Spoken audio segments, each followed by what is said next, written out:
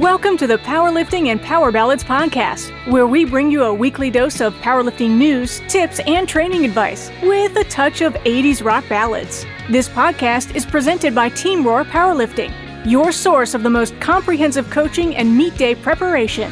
Here are your hosts, Josh Rohr and Lara Sturm. Welcome to episode 190. How are you, Josh? I'm good. How are you? Happy Thanksgiving. Happy Thanksgiving to you too. Yeah, episode 190. We've been doing this for a little while. Wow, crazy. Yeah. Crazy, stupid, whatever you want to call it. Same thing. I have a good time. Same thing. I'll be honest. All that matters. I was stressed out last week doing this because I'm like, I don't even know what to do with my hands. We were so rusty. We just rambled and said nothing. And yeah. And we normally ramble, but we at least usually say something. Well, sorry to both of our listeners. Let's do this episode. Quality. So word on the street is we're up to 3 listeners. So oh, wow. Killing it. So in honor of Thanksgiving, I guess we'll do serious talk. We are doing a Black Friday deal for our training app. So if anybody's interested in joining our training app, we have a bunch of really good programs on there. One of them is the one that you used when you won Worlds and Best Lifter at Worlds. So there's a lot of good stuff on there. But anyway, you can use the discount code Black Friday and get the first month for only $1, and that expires December 7th. And you can find the app if you go to teamroar.programs.app.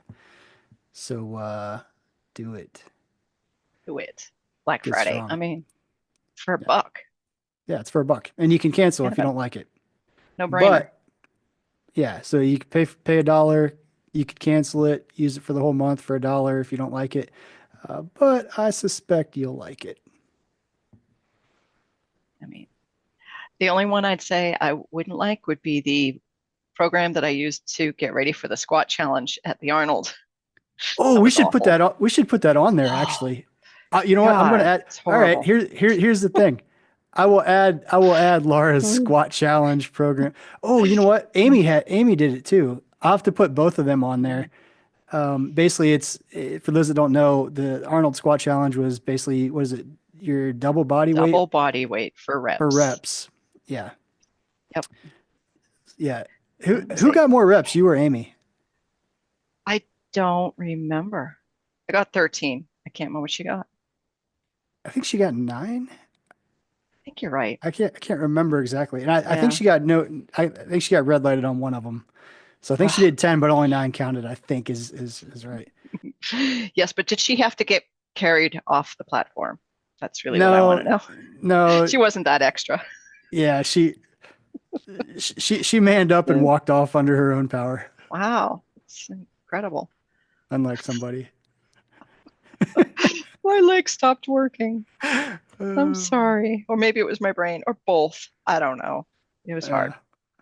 So what's up with the new qualifying totals for the Nothing new, just people still seem to be confused about how it works, so I figured I would just kind of go through all of the scenarios. So if you've been under a rock, as of January 1, there are new women's weight classes, a 65 kilo and a 70 kilo, and that is replacing the 67.5 kilo class.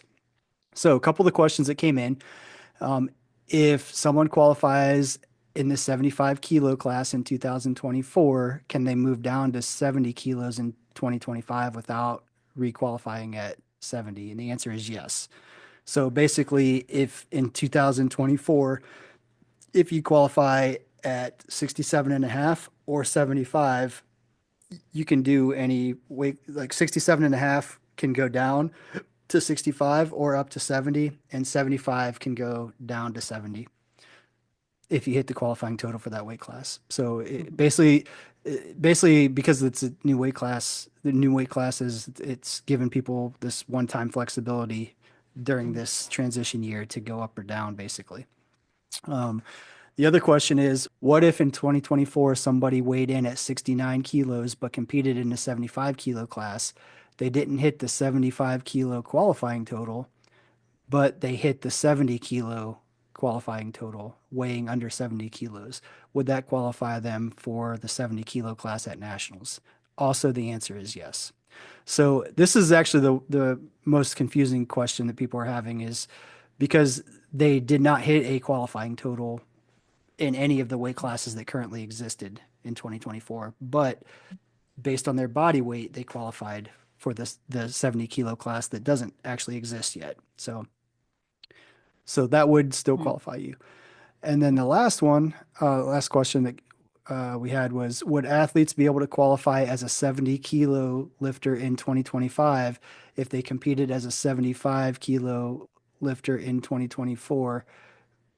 Or is the 67.5 kilo class the only class that gets to qualify up or down? I think I already actually answered that one. The answer is yes. You can go down to 70 from 75. So hopefully that clarifies it. Basically, yeah, if you hit the qualifying total in any of those weight classes, you can adjust the new weight class. And that second scenario, even if you have not hit a qualifying total on any existing weight class, if your body weight is equivalent to being in the 70 kilo class and you hit the qualifying total for that new 70 kilo class, that still qualifies you. So hopefully that basically the answer is yes to all those scenarios. So if you have questions, as long as you actually meet the qualifying total and body weight parameters, you are good to go. But I do want to mention also, and we'll talk about it here a little bit later too, as of 2025, this coming year, for raw nationals only, your qualifying total does have to be achieved at a state meet or higher. So, if you're looking to qualify for raw nationals, which is in Atlanta, Georgia next year, your qualifying total does have to come from a state meet, a regional meet, a national meet, a World Cup, or a Pro Series event to to be used. So qualifying at regular local meets is not an option anymore, only for raw nationals. You can still qualify for all the other nationals like equipped nationals, bench nationals, high school nationals, collegiate nationals at any USA powerlifting event's fine. Hmm. So, Okay. So we're back in Atlanta next year, huh? yep, Nationals. Wow. nationals in Atlanta. It's like deja vu. Does that bring back trauma for you, Josh? It does a little bit. The only silver lining is like I'm not involved in running it this year, so Mm. it's just like, oh, that's cool to be back here. I can not have the stress and headache Yeah. You could of putting it coach together.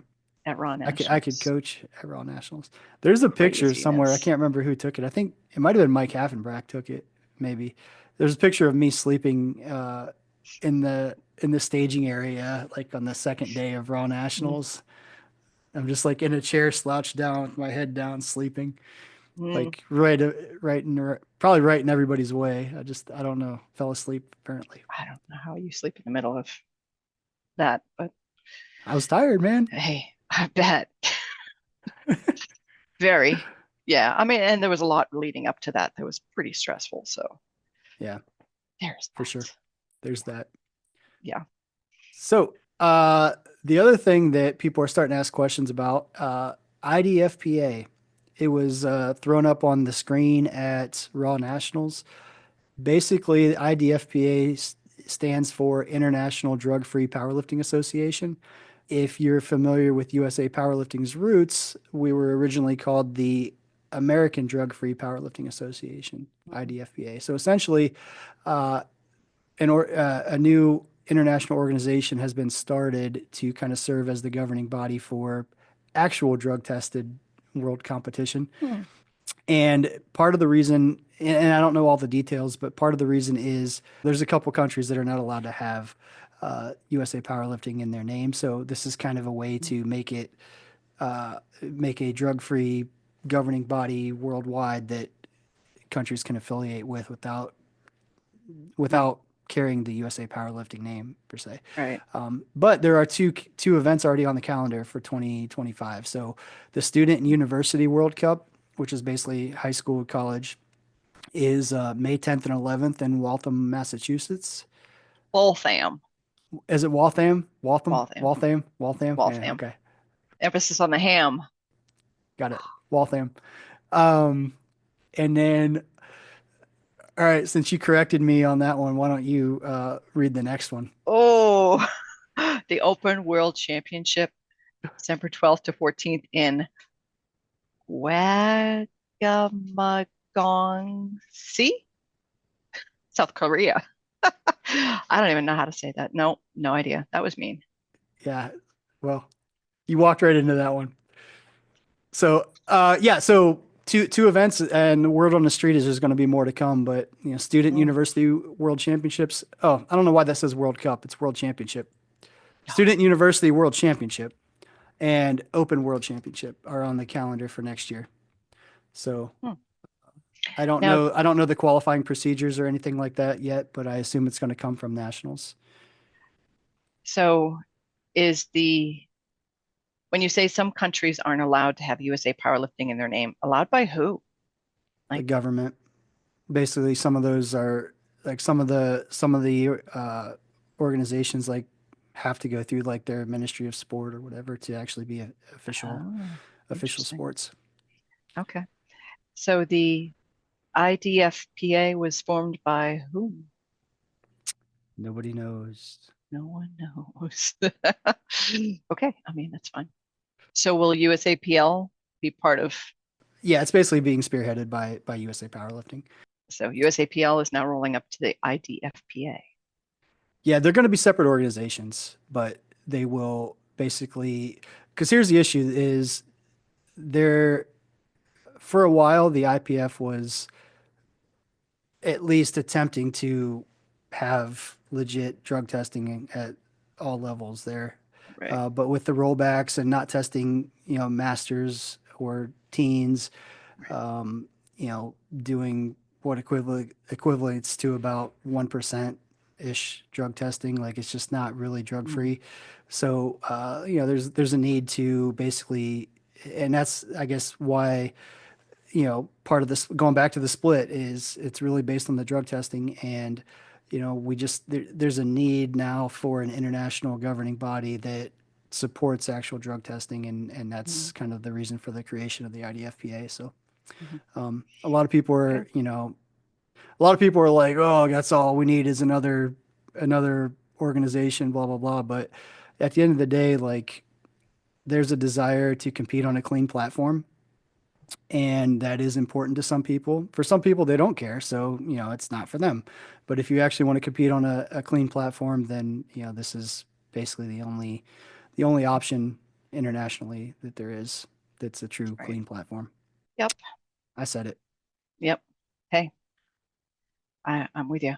I mean, there was still that stuff that happened at the Olympics where people that had been popped for drug um, infractions were still allowed to compete. And then the whole thing with um, USADA and WADA, people not wanting to go to the FBI looking into USADA, basically.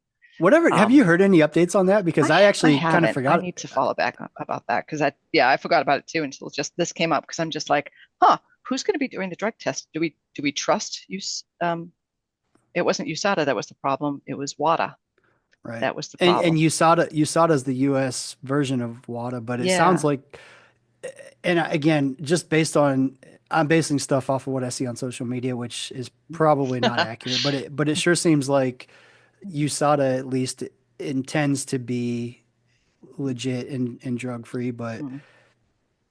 Yeah, USADA wasn't the problem with the Olympics thing. It was WADA that had allowed people to compete still, even though they had been popped. And then when USADA had problems with what WADA was doing, the World Agency, they were like, "You can't question us." And yeah, then the FBI got involved because there's laws in the United States that are like, "Yeah, doping, not really what we want in our sports." And then people from WADA were afraid to go to the United States because they could get arrested based on some of the doping charges. right. So pretty So interesting. that's fun. Yeah. Yeah. So anyway, Anyway, back to I'm glad we have a platform for international, world championships that's not IPF. I'm also glad we have a platform to air our grievances because it's like Festivus. This is our airing of grievances place. Oh, all right. So let's move on. Georgia State meet. There are 173 people registered as of Tuesday morning. I think the cap is 300 or so. But as of December 1st, they are going to open registration to guest lifters. So lifters from out of state basically can compete. They won't be able to compete for medals or anything like that, but they can use this as a meet to qualify for Raw Nationals or get a qualifying total for other meets. So I say that only to, I guess, let all the Georgia lifters know, even though there's only 173 signed up, I think there is a substantial wait list for people from out of state that want to compete at this meet just because it's such a good event. So it will likely sell out. So if you are a Georgia lifter, you better get signed up before December 1st, or there's a good chance you actually won't get in. And that would really suck to not be able to compete at your own state meet because out of state lifters signed up. So that's the reason that they waited till December 1st to open it to out of state lifters to give Georgia lifters priority. But that also requires Georgia lifters to actually sign up before it opens to out of state lifters. So at this point, you've been warned. If the meet sells out and you don't get in as a Georgia lifter, that's on you. Yep. Because powerlifters and truly everyone always waits the last minute to sign up for things. Oh, yeah. People are afraid to fully commit to something. So they're just like, I'm just going to wait, Yeah. see what happens. Yeah. Then I'll sign up later. And then, oh, I can't get in. I'm so mad. Yeah. Yeah. But I'm a Georgia lifter. Why are you opening it to out of state lifters? I don't know, because you had basically, what, 2 whole months to sign up and you didn't? Yeah. Right. It happens. It happens. So we have a powerlifting situation. But before we go there, I think we should talk about how the band is back together. Yeah. Talk to me, Goose. So I feel the need. the need for Speed. okay. Yeah. I know you. I know you love Top Gun and Tom Cruise, so that's figured. I love put that Tom there. Cruise. I'm such a fan. Not I love how much you hate Tom Cruise. That's what I love. he's just a Scientology jerk. I'm sorry. Anyway, sorry, I derailed your. So you did. your- Yeah, the celebration, the good part. So I'm going to San Antonio. You are Yeah, because for what? For I was gonna say Team Raw weekend. That's really that's all Close. I have. So the pro finals. Yeah, you are Yeah. going as a coach. Crazy. So the band is back together. Yeah. Yes. I didn't tell I'm looking anybody forward that to it. yet. I told Amy, but I didn't tell anybody else yet. So this will be breaking news for them. Laura Stryland is really happy she doesn't have to share a room with me. I'm sure. Because she likes to sleep. Just to rehash this, she did kick me more than once. There was there was one meet we were sharing a room, and I believe she leaned over, smashed me, and then went back to bed and like looked motionless. And I was like, I woke up and she was motionless. And I'm like, She smashed sure you like she smashed me. like dropped a couch on you. Like, what does that mean? I don't know what she hit me with. I was asleep. She hit But you hard. Got it. There was an impact. There was an impact. Yes. And All I woke right. up going, title of this week's podcast. There was an impact. All right. So we're going to go into the powerlifting situation, properly Thanksgiving themed. So here you go. You can eat a big Thanksgiving dinner, or you can make weight for your next meet, which is next week. Which do you choose? Well, if we're talking about Josh of today, I'm eating. But if we're talking about Josh when he was semi-competitive, not even fully competitive, semi-competitive, I would make weight.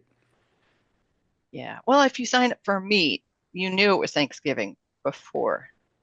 Theoretically, yes, you did, I but mean, the date of Thanksgiving isn't fluid. It pretty much is. right. But again, I'll play devil's advocate here. If you signed up back in like September, you might not be in the meets like December 1st or whatever.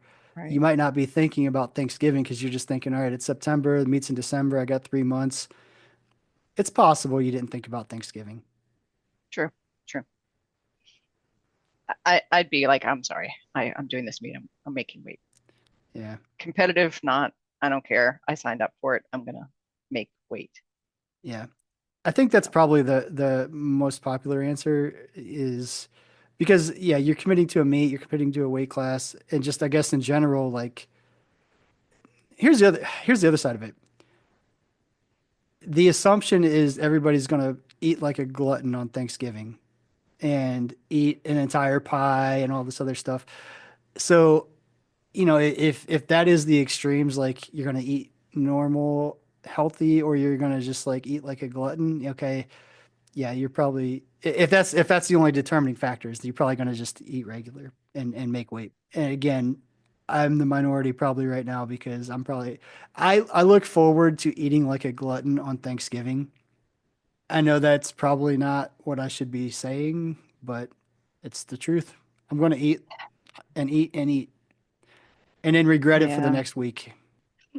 I went to a Thanksgiving dinner, an early Thanksgiving dinner this last weekend, and I've been on a anti-sugar kick lately. So I was like, I'm not going to eat. This is my mindset going in to the dinner. I'm not going to have any sugar. I'm not going to have any sugar. And then I saw the dessert table, and I'm like, all right, I'm just going to have one dessert. That's how it starts.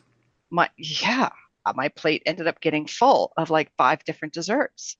And this was after I ate all of the meat because my neighbor smokes meat and it's so, so good.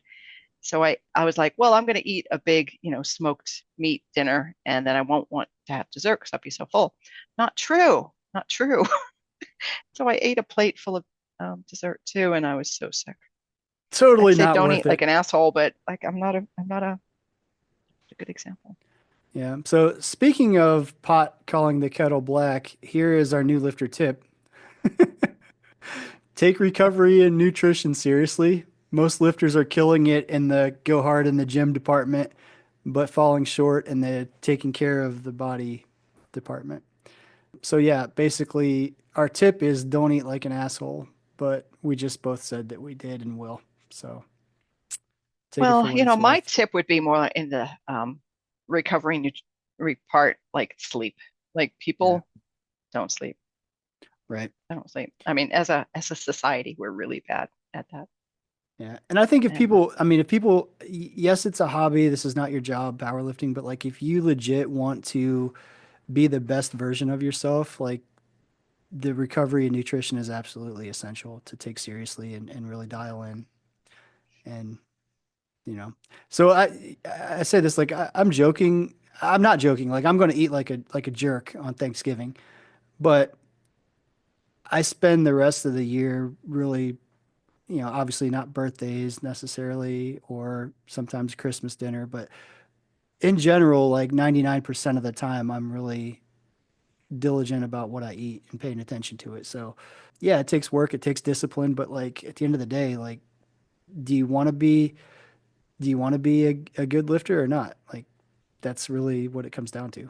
and there's just so much that's tied to recovery and nutrition. It's not just being lifter. It's your brain function, your overall health, and your ability to not be in a nursing home Right. when you're 70. So Yeah, there's that. Yeah, yeah, there's little definitely details. that. Yeah. Right. So, So anyway, stay mobile, stay active. Don't eat like an asshole all the time. favorite Thanksgiving movie of all time. There's only one correct answer here. You have me stumped because I'm like Thanksgiving movie. There's only one correct answer. There's only one correct answer. I can't even think of a Thanksgiving movie right now. They're all The Ref, or is that Christmas? No, that's Christmas. Damn it. Thanksgiving. I'll give you a hint. Candy. Uh, Planes, trains, and automobiles. Yes, ma'am. Nailed it. That is the correct answer. I The forgot that number there was one, Thanksgiving the number one themed. Thanksgiving movie of all time, Planes, Trains, and Automobiles. If you have not seen it, Mm. you need to watch it. Or if you haven't seen it in 15 years at least, like me, Yeah. yeah, probably need to watch it. Yep. Definitely. I just remember those aren't pillows line. Yeah. Oh, that's a great movie. And Speaking of movies, like our Christmas tradition, or I guess like post Thanksgiving, so Friday, we we always watch National Lampoon's Christmas Vacation, and then put up all of our Christmas decorations on Friday after Thanksgiving. Mm. So I'm looking forward to that. And if your bulbs don't light, do you go out and unscrew every single one and fix it?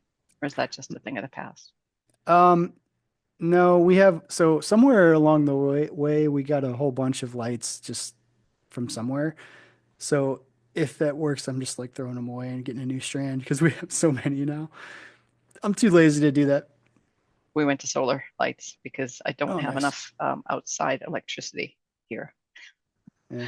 And everything's too far away. Like if I want to put it on a tree in my yard, that's a good 50 meters. Yeah, you So got to run like giant long extension cords and then I forget have they're to. there. And yeah, Ooh. Does remind me though, I have to plug in my chicken coop heater because it's supposed to get really cold next week. Like in we the don't have a 20s. chicken coop heater. Oh, you're like, chickens, deal with it. Yeah, Yeah. pretty Like much. bougie girls. I've got bougie girls. They like to stay warm. Under 35, it comes on. Yeah. So Yeah, it's supposed to be really cold. That's crazy. yeah. Oh, and next week, I'm not here, Josh, so you're on your own. So, What? I Okay. know. We'll have an open casting call for your temporary replacement. So anybody Yes. that wants to be on next week, He doesn't mean anyone. Anyone. anyone. So I was trying to think of a DM good joke to Josh. throw in there, but I got nothing. You're like, no, really anyone. So yeah, I'm just that easily replaced. Anybody just DM Josh, and you too can be a host on a podcast. You can put that on your resume. Yeah. Yeah. All right, Josh Cool. Rohr, we All right. will see you. All right. Have a good one. Later. Bye now. Thank you so much for listening. If you enjoyed today's episode of the Powerlifting and Power Ballads podcast, please remember to subscribe and share it with your friends.